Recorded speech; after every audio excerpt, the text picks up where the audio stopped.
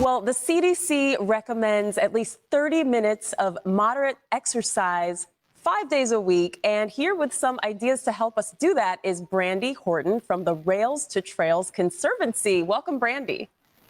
Thank you so much for having me. So what is the Rails to Trails Conservancy? That's a tongue twister. It is a little bit of a tongue twister. It is the nation's largest trails and active transportation advocacy organization. We're basically working across the country to create a nationwide network of trails, so spaces where people can be active really close to their homes, whether that's for recreation, exercise, or transportation. Oh, I love that. And we have so many great trails here in Tampa Bay, as my family discovered during the lockdown when we were all out biking and hiking. Now, you've got a special initiative coming up on April 23rd. Tell me about that. So April 23rd is Celebrate Trails Day. It is the spring celebration of America's trails. It happens every year. And the focus is really to encourage as many people as possible to get outside, to showcase how important these spaces are to our day-to-day lives, to our communities. And just as you said, during the lockdown, during the pandemic, we saw trail use across the country just surge. In 2020, trail use was 51% higher than in 2019, which is just remarkable and unprecedented. So as we come out of that, we want people to remember how important these spaces were, to really start to build trail use into our day-to-day lives. Help us get those 30 minutes of moderate aerobic activity 5 days per week and have a little bit of fun while we're doing it. It is so fun, especially right now in Florida. It's a beautiful time to be outside. Do you have any ideas for us here in Tampa Bay specifically? I sure do. I sure do. So the Pinellas Trail is not far from Tampa. And if you haven't been, it is a gem for the entire country. You really skirt the entire Gulf there, and it is just exceptionally beautiful.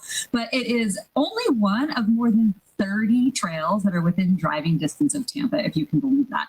And Florida, if you want to get even more ambitious, has 65 trails overall across the whole state. But right within Tampa's region, you can get to about 30 different trails. And we have an app, it's called Trail Link, that is free, and you can download that. And the whole purpose is to connect people to trails. So I highly encourage, if you haven't been to a trail near you, download that Trail Link app. It's geolocated, so it'll see right where you are and tell you about great trails. It includes user reviews, so you get kind of firsthand accounts of what's great, maybe places that are not for you for different reasons. You know, I have 3 kids, so we look at the Trail Link app to decide, like, is this an adventure trail or is this a trail that's going to work for, you know, kids ages 3 to 11?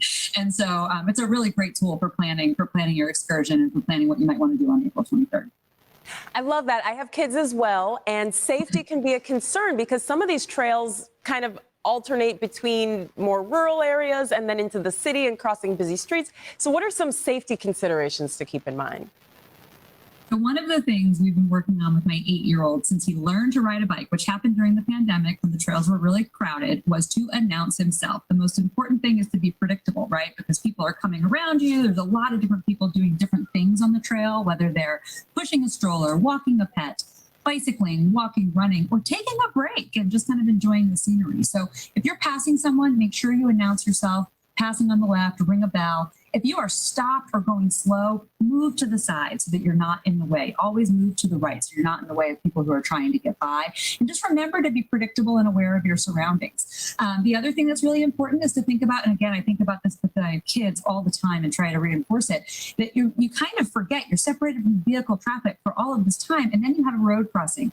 And there's often signage that says road crossing ahead or a stop sign. Follow that signage and remember that there might be cars kind of passing the trail, and to be respectful of those intersections. I think those are 2 of the most important things to remember. But if you go to railstotrails.org, we have tips for trail etiquette and safe trail use, as well as many things you can do on April 23rd, whether that's finding an event near you or just getting some new ideas for how you might get outside.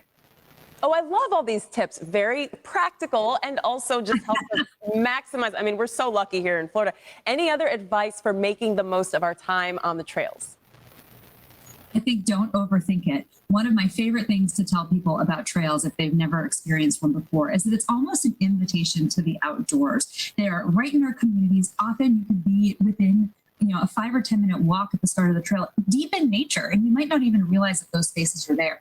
All you need is your sneakers. You can walk, you can make a plan, you can pack a picnic, but don't overthink it. Just get out there and have a good time. I'm ready to lace up my sneakers. Brandy Horton, thank you so much. Thank you.